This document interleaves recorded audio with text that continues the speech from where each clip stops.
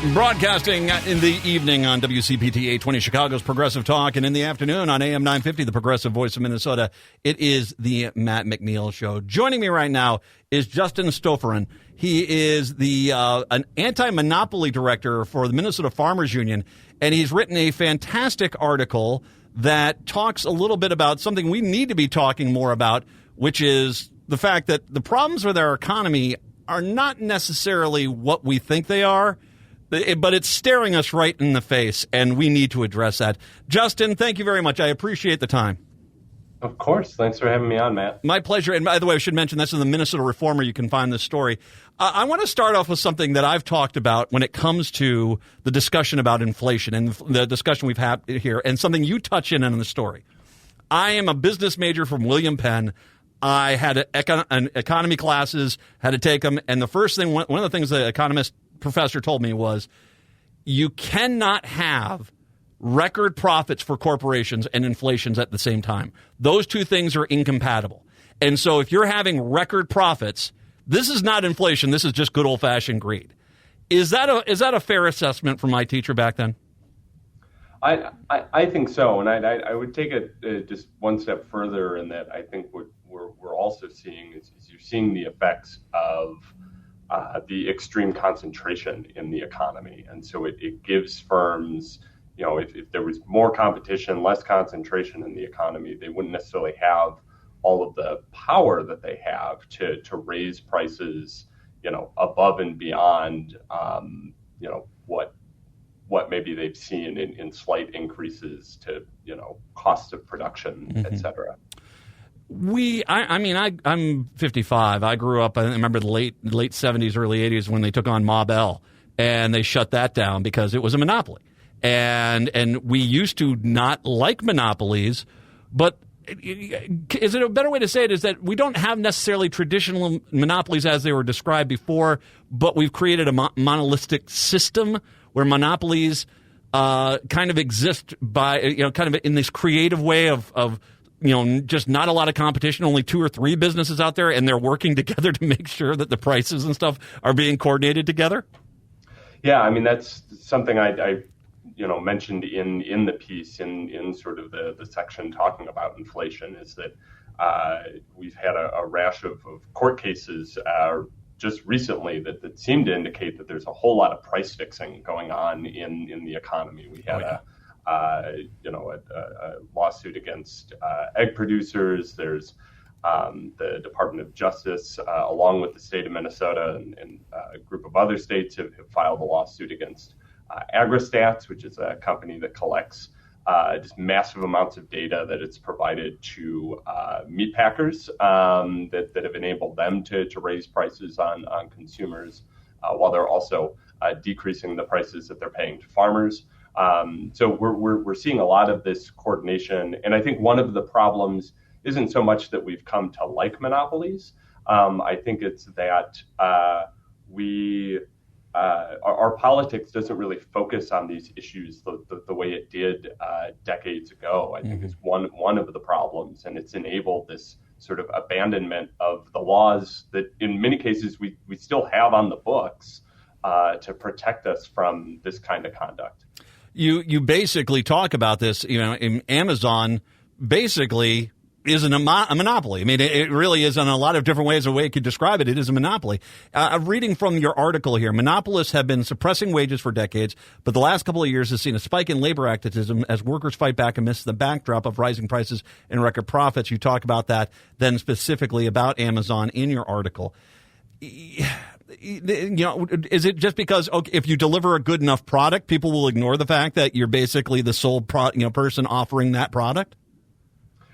I think it's really and to sort of one of the bigger picture themes I try to put out in the article is that I think people get this, right? Like people understand the impact corporate power is having on themselves, on their communities. They may not use terms like antitrust or the Sherman Act or those sorts of things, right?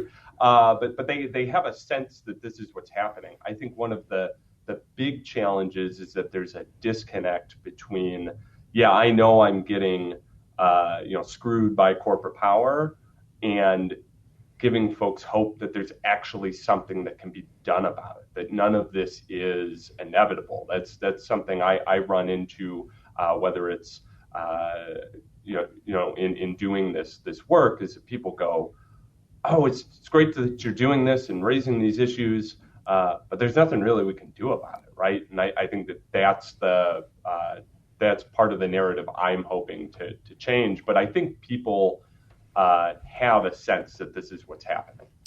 I find it not at all a surprise that you're working with the Minnesota Farmers Union on this one, because quite literally, I think where you see this most of all is in small town America, where not only have corporate agriculture wiped out a lot of the farms in this area, and along with it, other businesses. You get to throw a few Walmarts in there, and that takes care of a lot of the community towns as well. But it's even worse where we have an ag subsidy system which grossly favors the corporate farmer and the wealthiest farmer over the smaller farmer, and it only compounds. I mean, really, in small town America, what you're describing is kind of screaming at the top of its lungs. It's just so prevalent there. It's kind of hard to believe that people aren't upset of it under what they understand. As you say, is they understand it, but I kind of surprised that more people aren't more mad about it.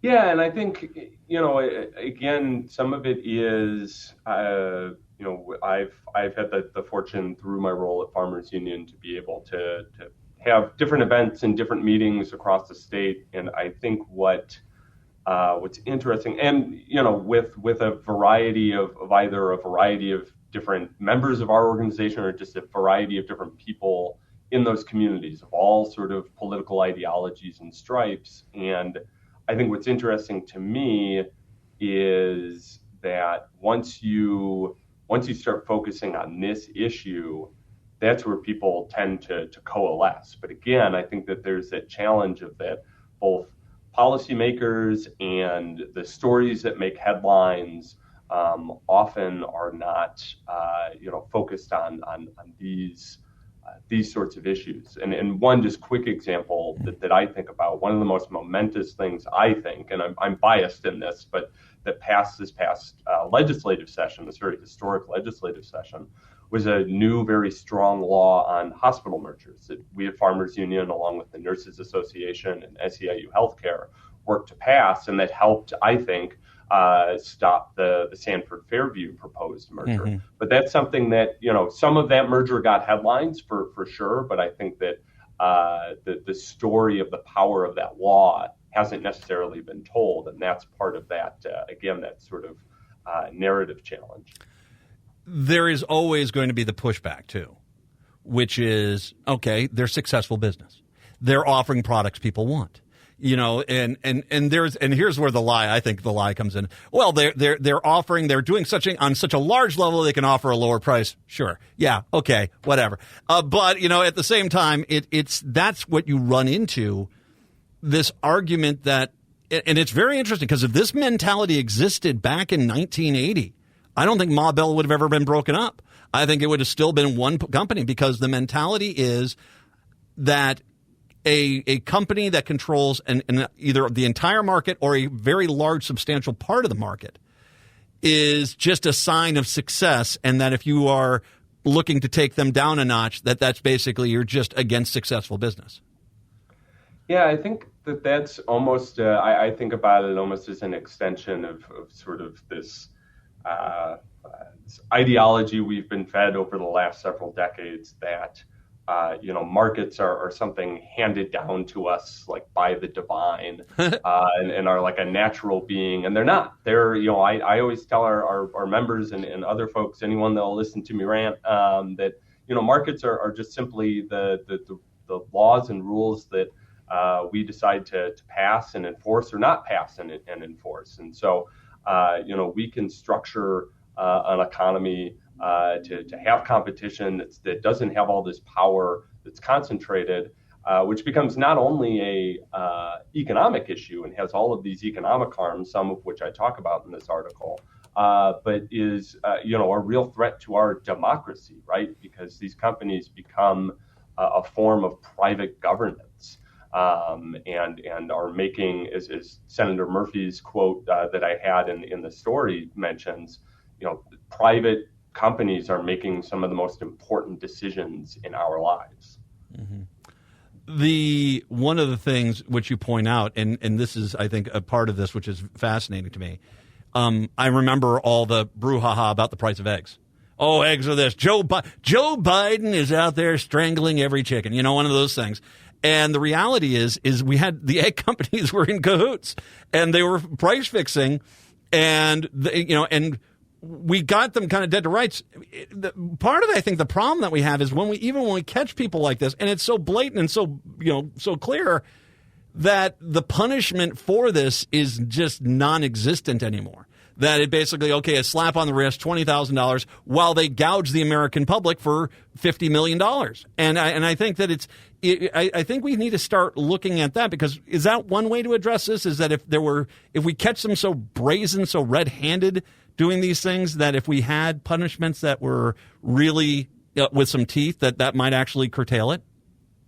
Yeah, absolutely. I think that there's a challenge of punishments, right? And there's also just the challenge that because of both the lax enforcement, but also sort of radical court interpretation over the last several decades, our anti-monopoly laws are in many ways just much more difficult to enforce. They've been narrowed. They have this very sort of theoretical focus that's divorced from what's going on in the real world, and some of that enforcers themselves can help address. Right, the chair of the Federal Trade Commission, Lena Khan, the Assistant Attorney General over antitrust, Jonathan Cantor, and even Attorney General Ellison here in Minnesota are all trying to do that under existing law.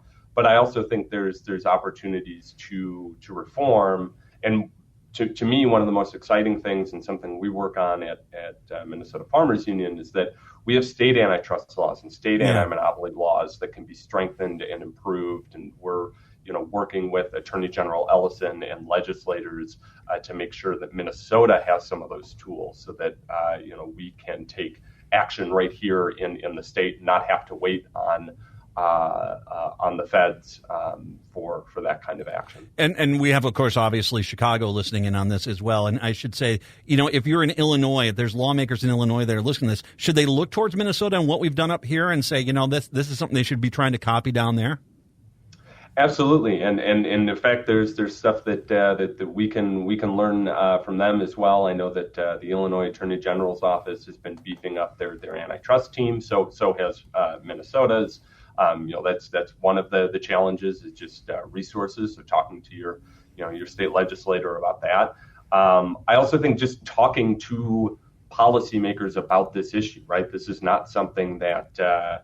When I go to talk to legislators about antitrust, right, it's not necessarily, I'm not the seventh or eighth conversation they've had on the issue. But that's what needs to change, because they don't need to hear that from me. They need to hear that from people, out in the world facing these challenges. And again, you don't have to use, and I would encourage, don't go talk to your state legislator about antitrust or that sort of thing. Talk to them about this, the way that corporate power is impacting your life, and that there are tools that they should seek out at a state level to do that. And the Illinois Attorney General has been doing good work. I know that there was just recently a Supreme Court case there clarifying that staffing firms that are, at sort of the heart of the fissured workplace that we face are in fact subject to the state's antitrust laws. So. I want to encourage people. I'll post this out there. I want you to go and look at this. It's not the vibes giving us the sour economic mood. It's the monopolists. Justin Stofferahn, once again, is the author. Justin, great work on this. Thank you very much. I really appreciate the time today, and all my best. And let's have you back on to talk about this, because I think this is going to be a big issue, okay? I'd love to do that. Thanks so much, Matt. Take care, Justin. We'll take a break, come back. It's the Matt McNeil Show.